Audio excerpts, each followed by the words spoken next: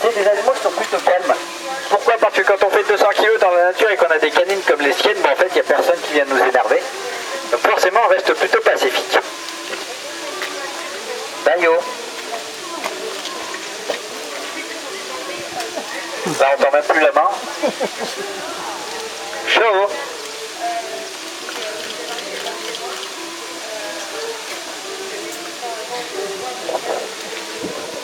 Pour ce qui est de la vie du gorille, on a une gestation pareille à l'humain de 9 mois, un petit bébé de 2 à 3 kg qui va naître, qui sera de suite intégré et protégé dans un harem, et puis à l'âge de 10 ans, comme je vous ai dit, mâles et femelles vont quitter leur groupe natal.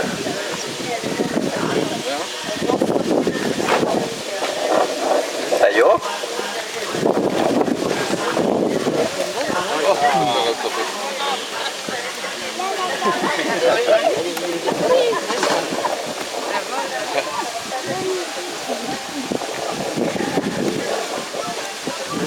Alors on a une longévité d'une 50aine d'années pour eux.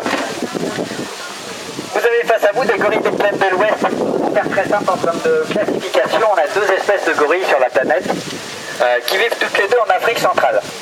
On a le gorille de l'Est et le gorille de l'Ouest. Alors celui-ci, comme vous l'avez compris, hein, c'est un gorille de l'Ouest. Hein. Tout simplement, c'est tout ce que vous avez à savoir. Il y a 800 km qui les séparent les 2 espèces, elles sont vraiment très différentes. Pour ce qui est des populations, le gorille des plaines de l'Ouest, c'est celui qu'on trouve plus en nature. Lui, il va en rester à peu près 100 000. Pour ce qui est des autres gorilles que vous connaissez certainement un peu plus, hein, le gorille des montagnes, lui, il va en rester à peu près 600. Le gorille de la rivière Creuse, il doit en rester à peu près 200. Et le gorille de Groer, il doit en rester à peu près 3000. Voilà, donc pour toutes les autres sous-espèces, on est encore moins bien. Ce sont que des animaux qui sont en danger critique d'extinction. Pour 3 grosses raisons. La première, c'est la déforestation, vous en doutez. Chaud. La seconde, c'est le braconnage, et les deux sont corrélés, hein, parce que forcément, plus on arrache les arbres et plus les braconniers vont loin. Et ensuite, on a les maladies qui vont les impacter. Ils sont pile au niveau du virus Ebola, qui va leur faire vraiment beaucoup de mal.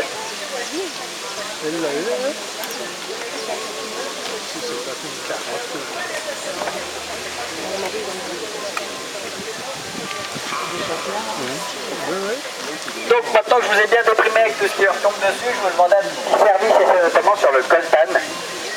Le coltan, c'est un petit minerai qu'on va trouver dans nos GSM.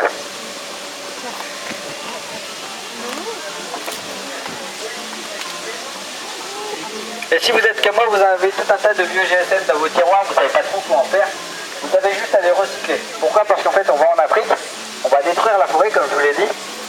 Ce qui est curieux, c'est qu'on en a produit vraiment beaucoup sur la planète. Aujourd'hui, si on va en chercher du coltan, c'est parce que personne recycle. Si tout le monde recyclait, on n'aurait plus besoin d'aller en chercher. C'est un métal qui est assez précieux, donc on sait très bien le réutiliser. Pour ceux qui sont intéressés, ça s'appelle le tantal, et on le met dans les condensateurs des GSM. Donc le message est assez simple, hein. Si vous avez un peu de temps, vous passez par votre opérateur, et vous demandez vos anciens GSM. Donc ne déformez pas mes paroles, hein. Vous avez le droit d'avoir l'iPhone 10, c'est juste qu'il faut rendre l'iPhone 9 avant, tout simplement pour désencombrer vos tiroirs. Voilà. Est-ce que j'étais assez complet pour vous? Oui. Oui. Est-ce que vous avez des questions? Pas de questions? Bon, bah, si vous n'avez pas de questions, je vous souhaite une bonne journée.